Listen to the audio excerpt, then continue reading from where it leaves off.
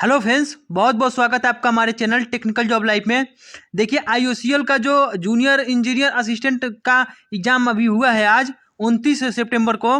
तो इसमें क्या है कि इलेक्ट्रिकल वाले जितने लोगों ने एग्जाम दिया था तो उसका मेमोरी बेस्ड कुछ क्वेश्चन मैंने कलेक्ट किया है।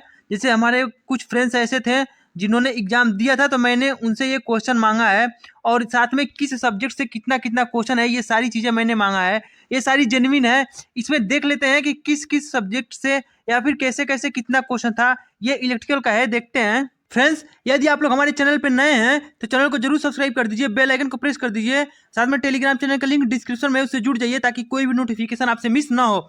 सबसे पहले मैं देखता हूँ यहाँ पे, तो देखिए जो डीसी मशीन से क्या था, तो डीसी मशीन में डीसी मोटर का क्या, तो 2-3 न्यूमेरिकल पूछा गया था। साथ में डीसी मोटर में मैक्सिमम पावर ट्रांसफर का क्या पूछा गया था, तो फार्मूला। तो डीसी मोटर में मैक्सिमम पावर ट्रांसफर का फार्मूला क्या होता है कि जो डीसी में बैक ईएमएफ होता है वो वोल्टेज का क्या होता है, आधा होता है। जैसे यहाँ पे होता है ईबी बराबर V/2, यहाँ पे आप लोग देख लीजिएगा। साथ में इंडक्शन मोटर में 2 थ्योरी और 1 न्यूमेरिकल पूछा गया था। और सिंक्रोनस मशीन से 3-4 क्वेश्चन थे। ट्रांसमिशन एंड डिस्ट्रीब्यूशन से 3 क्वेश्चन थे। साथ में most economical voltage for 1 kilometre transmission line पूछा गया था, जिसमें 440, 500 वोल्ट और 650 वोल्ट और 550 वोल्ट पूछा गया था। आंसर फ्रेंड्स आपका कितना होगा, तो 650 वोल्ट होगा। तो क्या पूछा गया था कि इंटरनल फ्लक्स लीकेज का फार्मूला पूछा गया था।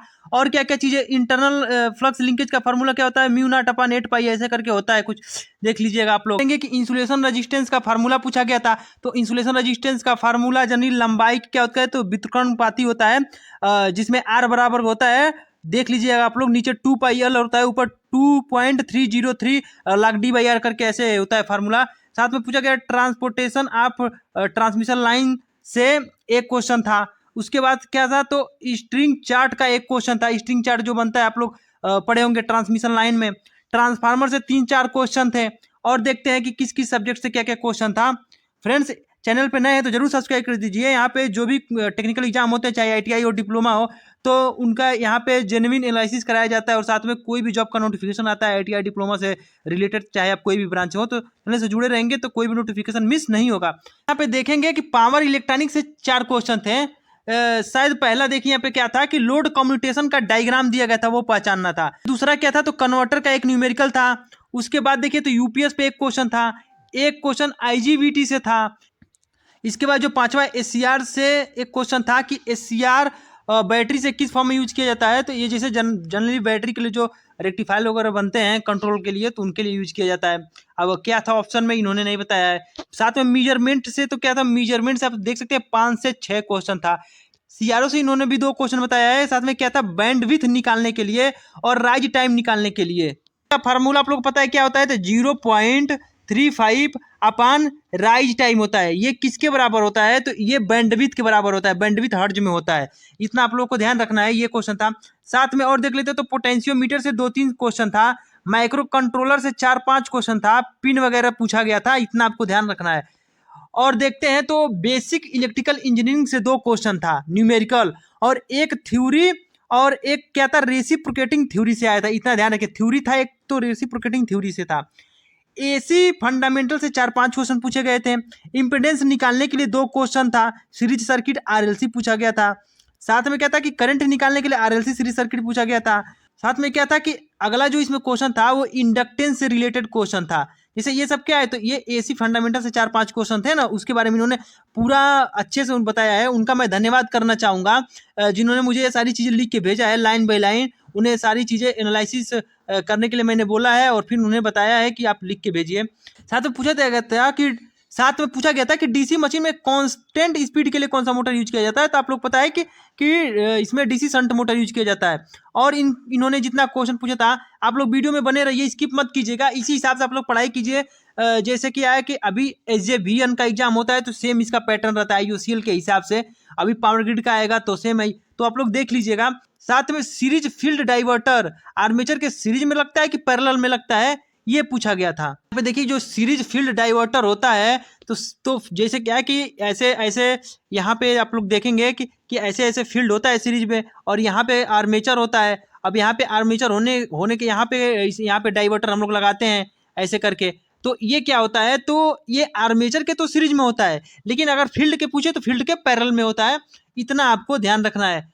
बात करेंगे कि अगला क्वेश्चन है कि डीसी मोटर में वोल्टेज का फार्मूला किस पर बेस्ड है, तो फैराडे लॉ पे बेस्ड है। इतना ध्यान रखना है।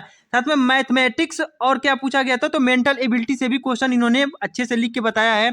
जैसे किया गया था कि 4 पेन का दाम 40 रुपए है, तो 110 पेन का दाम कितना है, तो अगर 4 पेन का दाम 40 रुपए है तो एक पेन 10 रुपये का हो गया, तो 110 पेन का दाम कितना हो गया, 1100।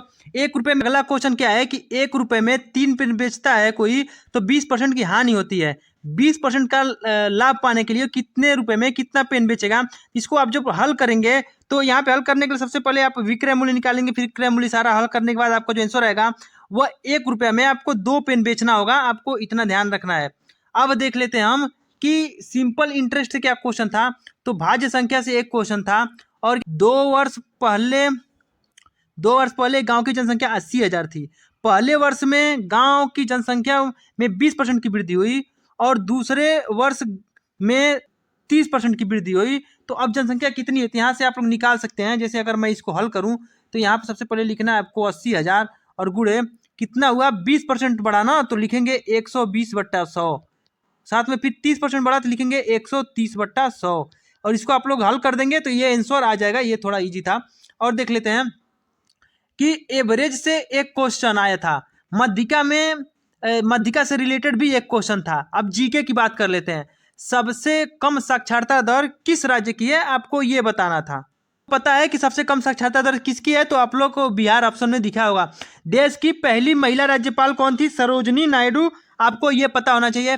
पॉलिटी की प्रस्तावना से एक क्वेश्चन पूछे गए थे। जियोग्राफी में क्या पूछा गया था, तो नदी से क्वेश्चन पूछे गए थे। हिस्ट्री में भी 2 क्वेश्चन पूछे गए थे। आप लोग इतना ध्यान रखना है। तो देखिए फ्रेंड्स, मैंने एक एक चीज आपको लाइन बाई लाइन आपको सारा चीज बता दिया। ये इसका मैं एक पीडीएफ बना लिया हूँ। ये पीडीएफ मैंने अपने टेलीग्राम चैनल पे अभी भेज दे रहा हूँ। नीचे टेलीग्राम चैनल का लिंक है वीडियो के डिस्क्रिप्शन में, वहाँ से जुड़ जाइए। वहाँ पे मैं कोई भी जॉब का नोटिफिकेशन हो वहाँ पे हमेशा भेजा करता हूँ। आपसे कोई भी जॉब मिस नहीं होगा। और ये भी भेज दे रहा हूँ, आप लोग वहाँ से देख लीजिए, चैनल को सब्सक्राइब कर लीजिए और ये पीडीएफ आप लोग पा के उसी हिसाब से तैयारी कीजिएगा।